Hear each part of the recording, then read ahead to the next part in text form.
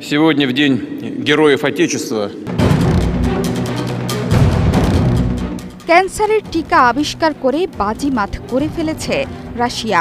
ক্যান্সারের ভ্যাকসিন তৈরিতে সফলতা অর্জন করে ফেলেছেন রুশ বিজ্ঞানীরা। ক্যান্সারের চিকিৎসায় খুব শিগগিরই বাজারে আসছে ভ্যাকসিন। আগামী সেপ্টেম্বর থেকে এই টিকার ব্যবহার শুরু হতে পারে বলে জানিয়েছেন রুশ গবেষকরা।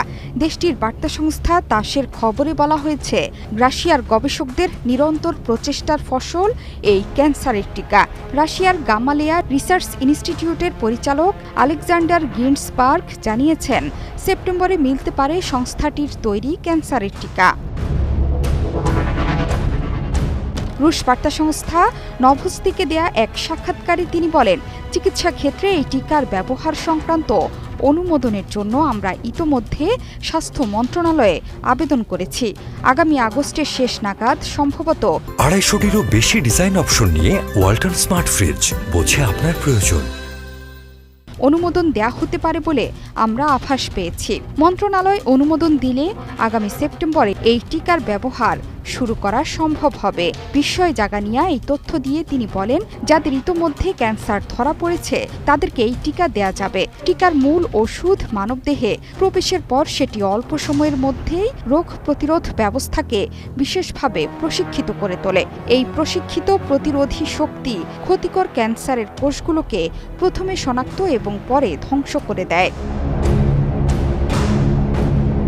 শুধু তাই নয়, চলতি বছর আরও কয়েকটি ক্যান্সারের ওষুধ এবং টিকা বাজারে আসার সম্ভাবনা রয়েছে, কারণ রাশিয়ার অনেক সরকারি বেসরকারি কোম্পানি এখন এই সংক্রান্ত গবেষণার দিকে ঝুঁকছে। এর আগে রয়টার্সের এক প্রতিবেদনে বলা হয়েছে, রাশিয়ান বিজ্ঞানীরা ক্যান্সারের ভ্যাকসিন তৈরির কাছাকাছি রয়েছেন এবং এটি শিগগিরই রোগীদের জন্য সহজলভ্য হতে পারে বলে জানিয়েছেন প্রেসিডেন্ট পুতিন।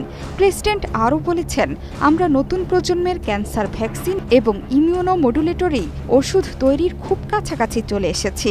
যদিও তখন প্রস্তাবিত ভ্যাকসিনগুলো ঠিক কোন ধরনের ক্যান্সারকে লক্ষ্য করে চিকিৎসায় কাজ করবে বা কিভাবে সেটি হবে তার নির্দিষ্ট করেননি পুতিন।